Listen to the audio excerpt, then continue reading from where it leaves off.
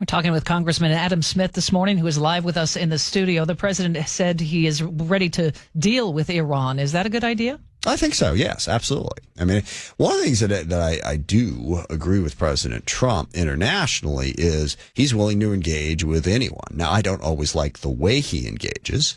I mean, for instance, you can engage with Putin without rolling out the red carpet for him and giving him a blank check.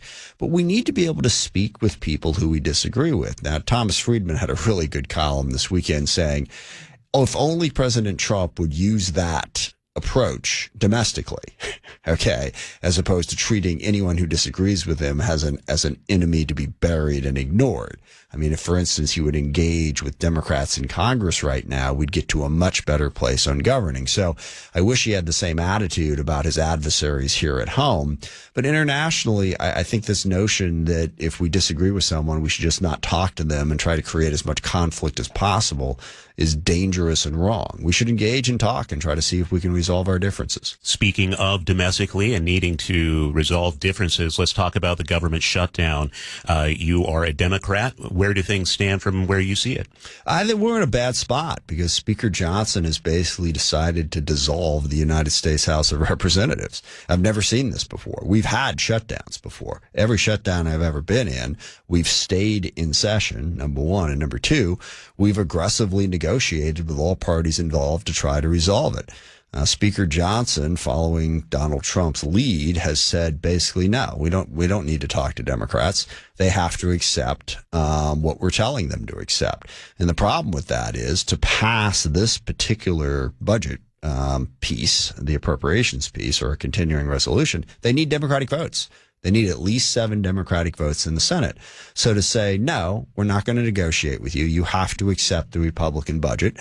I mean, that is a very dangerous and completely incorrect approach. Democrats are not going to vote for a pure Donald Trump Republican budget because he's put together the most extreme partisan budget that I've ever seen.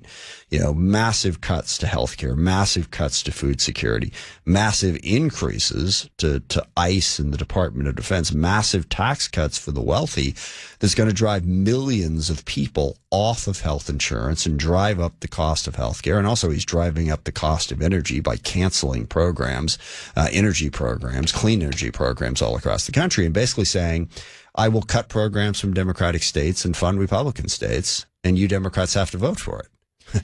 Well, we don't have to vote for it. One of the things we're talking about this morning is Homeland Security wanting airports across the country to run this message that features Kristi Noem saying that the shutdown is all Democrats' fault, basically. Just curious your thoughts. Well, my thought is, and this is the overwhelming problem we have, I mean, Trump is attempting an authoritarian takeover of our government. I mean, it's just unbelievable that you would have the government, our government, engaging in such partisan activity. The president basically is governing like he is a dictator, not like he is a democratically elected president of a constitutional republic. How do you step back and take the politics out of it, or is that even possible anymore? Yeah, sorry. There is no aspect of life that the politics are taken out of. All right. I like it when people say that, but you know, imagine in your own family, in your own workplace, politics is sort of how we figure out how to get along with each other. I mean, if we all just said, no, we're just going to go for what we want and we're not going to politically think about what the people around us want, well, that wouldn't work very well. No, I mean, politics is simply a way you resolve your differences peacefully. So I think we have to engage in politics, have a conversation. Okay, you want this, I want that. How to resolve that? But when we've got a president who is treating the United States government as his own personal source of power, that makes it very, very difficult to get to a just result. I want to talk about the Republican calls for a clean continuing resolution in order to fund the government as budget negotiations happen. Back in 2018, when there was another shutdown, you were one of the most prominent voices out there saying we need a CR because this is going to affect federal employees. Contractors with the federal government are not going to get paid. 2023, you also voted for a CR saying it is not a good thing for the government to shut down. What has changed now? Everything. I mean, this is not a clean CR. This is a continuation of Donald Trump's budget. In all of those previous instances that you talked about, the budget that we were continuing was by and large a bipartisan budget. Now, certainly there were things in it I liked, things in it I didn't like, but we had previously passed a budget that was a reasonable consensus between all parties involved. What we have now is a budget that is Donald Trump and the Republican Party trying to jam their priorities down the throat of this country.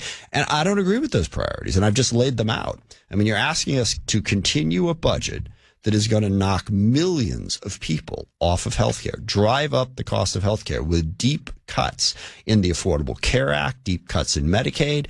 It's going to deny food assistance to millions of people. And okay, you say, well, gosh, we got a deficit. We got a debt. We got to deal with that.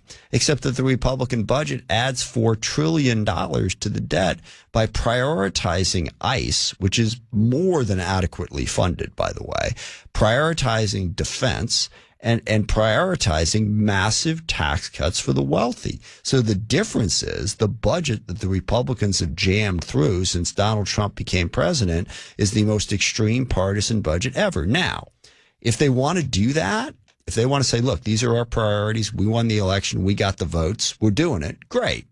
But now they reach this point on October 1st where they need Democratic votes to extend their partisan extreme budget.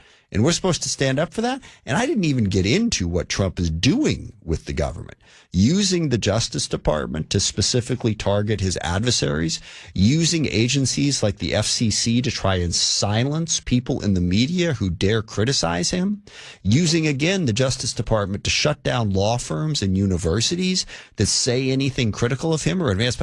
This is the most partisan, extreme budget and extreme government in the world. And Mike Johnson and Donald Trump are saying, doesn't matter. You have to vote for it.